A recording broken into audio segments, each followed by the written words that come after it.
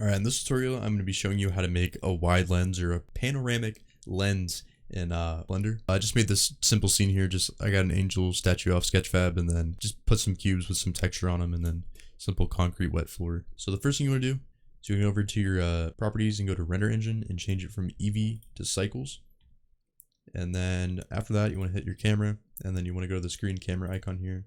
And then I'm going to change mine from perspective to panoramic. And then as you can see, I kind of get these little black edges of the circle around. I just like to put the lens up to max. And then after that, I'm actually just going to put the camera up like this.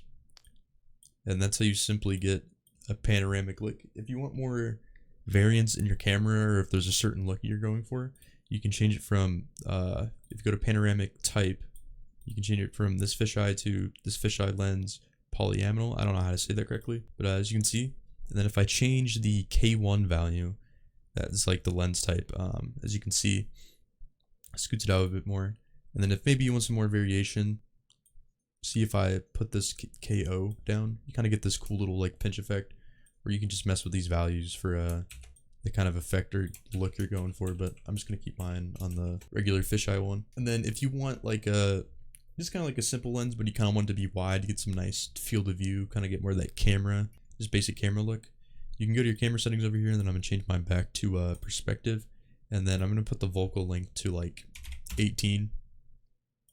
Now as you can see, it doesn't have like the panoramic look, but you still kind of get that wide type look. I'll put a render on screen that I've done of, camera of this focal length. As you can see, it's still kind of wide versus like if I just put it, to 50. So yeah, that's how you make a panoramic camera or wide angle lens camera in Blender. If this tutorial was helpful, put a like, maybe subscribe. But other than that, have a good one.